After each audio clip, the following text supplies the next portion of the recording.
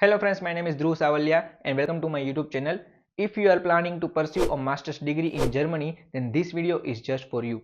Today I will guide you through one of the most important steps for application for admission in master's course in Germany and documents required by German universities. Whether you are planning to research or preparing for application, this video will help you to avoid common mistakes and make your application stand out. So please watch my video till the end to get valuable information that could save your time and effort.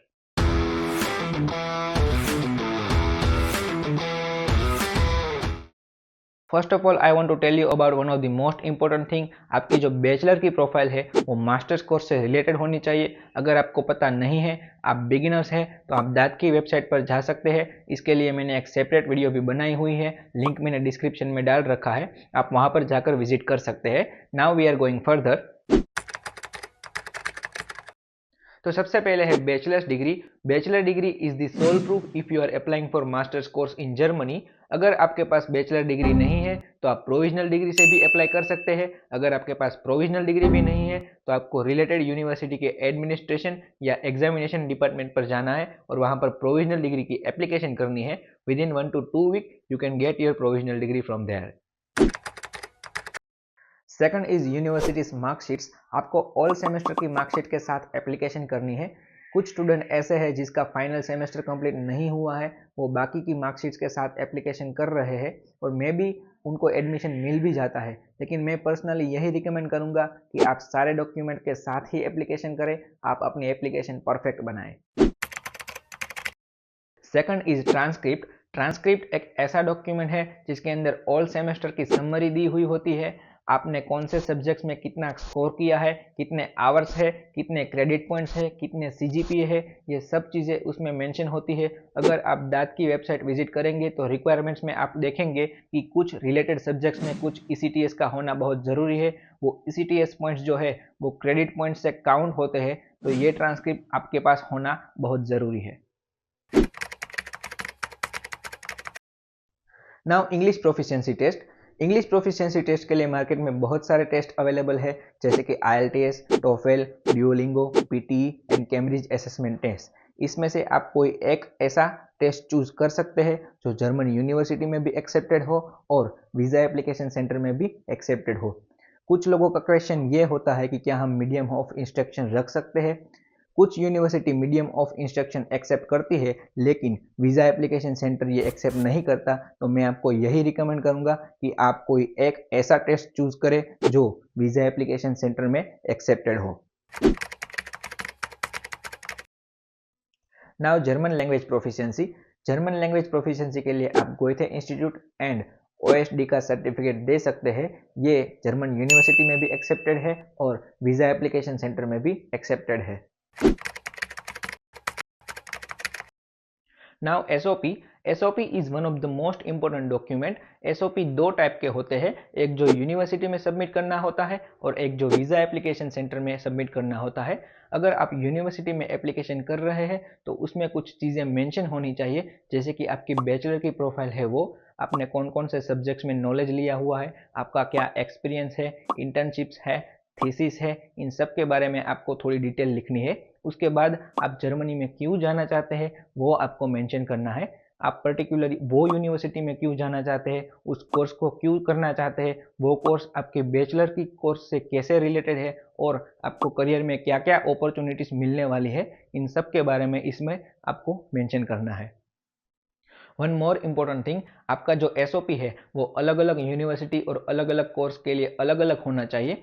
आप particular university की website visit कर सकते हैं, उस course में आप देख सकते हैं कि वो कौन कौन से मॉड्यूल्स प्रोवाइड कर रही है और उस हिसाब से आपको अपना SOP सेट करना है और उसमें आपको मेंशन करना है कि ये मॉड्यूल्स जो है वो मेरे फ्यूचर्स गोल से रिलेटेड है और उस कोर्स से मुझे फ्यूचर में ये फ़ायदा होने वाला है। Now letter of recommendation. Letter of recommendation एक ऐसा डॉक्यूमेंट है जो आपको यूनिवर्सिटी में एडमिशन लेने में बहुत हेल्पफुल करता है। आपके जो मास्टर कोर्स के जो सब्जेक्ट्स है उससे रिलेटेड सब्जेक्ट्स जो आपने बैचलर्स कोर्स में किए हैं, उन सब्जेक्ट्स के फैकल्टी के पास आप जाकर लेटर ऑफ रिकमेंडेशन ले सकते हैं और वो आपकी प्रोफाइल को थोड़ा और स्ट्रॉन्गर बना सकता है।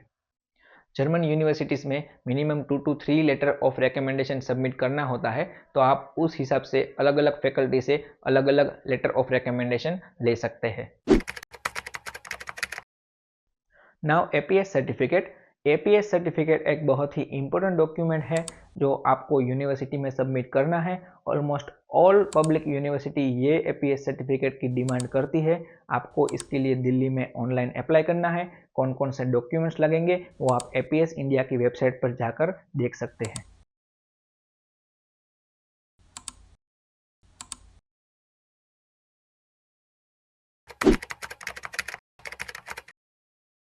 नाउ सीवी एक ऐसा डॉक्यूमेंट है जो आपके बारे में सारी डिटेल्स शो करता है, जिसमें educational details, professional skills and experience, ये सब चीज़ें उसमें आ जाती है।